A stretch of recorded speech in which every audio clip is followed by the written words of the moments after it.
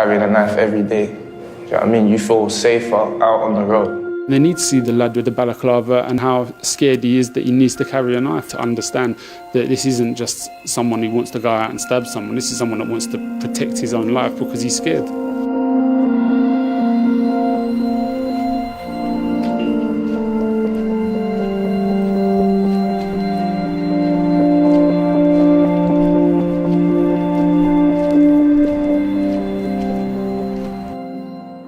Today I'm at Carney's Community and I'm going to be screening my film to an audience of young people who are affected by knife crime. Yes, Josh, how's it going? I was once a offender and George, the founder of Carney's Community, helped rehabilitate me, and through his help I've been able to give back to Carney's Community. Where we are today is almost like the beginning of my new life away from crime and the beginning of my new life in film.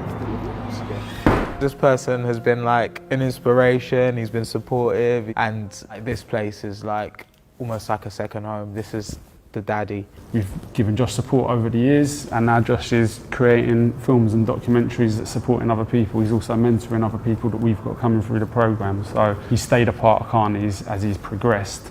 And we say to everyone, when you come to Carney's, you might not have to pay to get support, but it's not free. You want something in return, and that's when you've sorted yourself out, you come back, support other people who are less well off than you are. We need more places like Carney's Community, where young people aren't just hanging around on the streets, where young people, when they do get into trouble, they have somebody who they can speak to and who can relate to them. The film is about knife crime, which I'm sure you guys have heard about, if not been personally affected by it. Please watch the film and let me know what you think after. For me, this is about a certain amount of reparation for the part that I played. If I can admit to my responsibility for being a part of the problem, then I have to accept that there's a possibility that I can also be a part of the cure.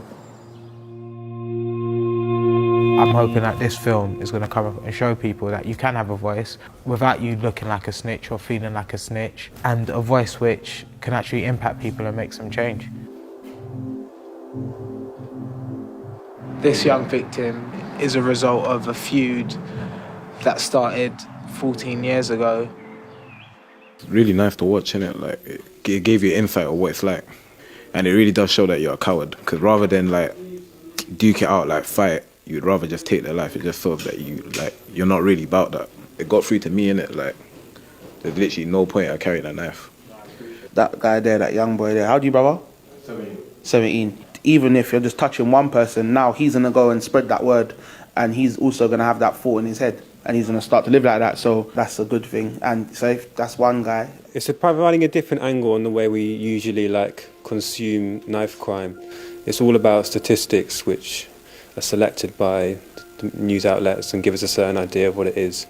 The emotional depth, that's what's powerful, and that's what I think hits people emotionally, and that's what creates change in communities. So when I stabbed in his heart, it went through to his lung.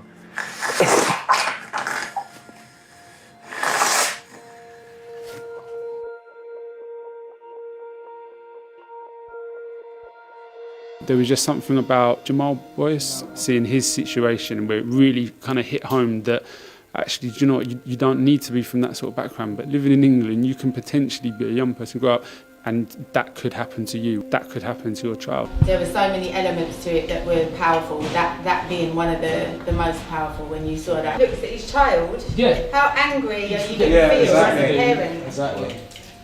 The other thing that was really interesting was this whole no snitching and no going to the authorities thing. Hopefully you're role modelling to them, look, I'm brave enough to step out there and do that. If I'm willing to do that, then you are able to do that as well. I think why this is important is because even though schools hand out a lot of leaflets or they'll have an assembly, it's not going back to the parents.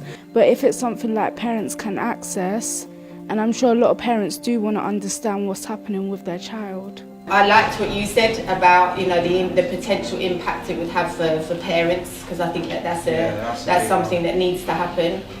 For parents to have more of an understanding of some of these challenges for young people and what their world looks like. This film, which is proper sick, is sick, you get me? There's people who will watch it And they generally will take from that there is a postcode war. As a youth who's been involved in everything you can think of in my life, it's deeper than that. Do you know what I mean? But at the same time, it's hard to decipher and to explain every person, every individual situation, isn't it? The postcode war thing, it was a self-fulfilling prophecy from the media. It started off, oh, we've got these postcode wars, and it's like, no, we haven't, what are you talking about? But then it's grown and grown and grown, and it's got to the point now where we have got the 14, 15, 16-year-olds who can't move in certain postcodes because they believe this is what's going to happen to them, and they believe that if people come into their postcode, this is how they should be responding to them as well. Do you guys feel that people outside of the community that's affected by knife crime will actually understand it and understand what's going on any better than they already do? Obviously it's going to speak to like us, but like if you're chatting to other people that ain't really like from our background, like they'll watch it and then just think, oh well, and then like brush it off, and like it don't affect their day-to-day life, so they won't really care about it. We've got to be open-minded, and I think we need things like this to help open their eyes and help give them a little nudge. That was like a major part of it as well. It's like being able to show it to an audience who are totally unaware of this world, because often it's those people who are in a power position to actually be able to make a change, to be able to help. So we need those people to actually understand where we're from, understand that we need help, we want help, and we are helpable. What I took from it was aimed at communities, and it was basically saying you have the power to change what's going on in your areas. Everyone's always like them and us, oh them. That was another thing that was irking me, because I've been young and I've lived a certain life that people perceive as a certain life. The people who help you when you're in trouble, would be the police, innit? Now the police have a vest on, they have a kosh, they have gas, they have backup, they have tasers. The same youths that they're ducking down are the same youths that will duck down just a little black guy with nothing on him. You have to gain an understanding of people before you can kind of approach them to change stuff, do you know what I mean? Listen, like, we're all together, and if we want to move together, then we have to really come together, do you know what I mean? It is a community problem, but can I just say, like, a disproportionate amount of black people were murdered through knife crime. So as much as we are accepting it as a community problem, like, black people on a whole are largely responsible for setting the foundation of that culture. So it's almost like undoing that as well. The only way situations like this is going to change is if you look into yourself. Like this video as well, I think it's a good way to give you insight. I could look at it, I could be affiliated, I could have a knife, yada yada yada.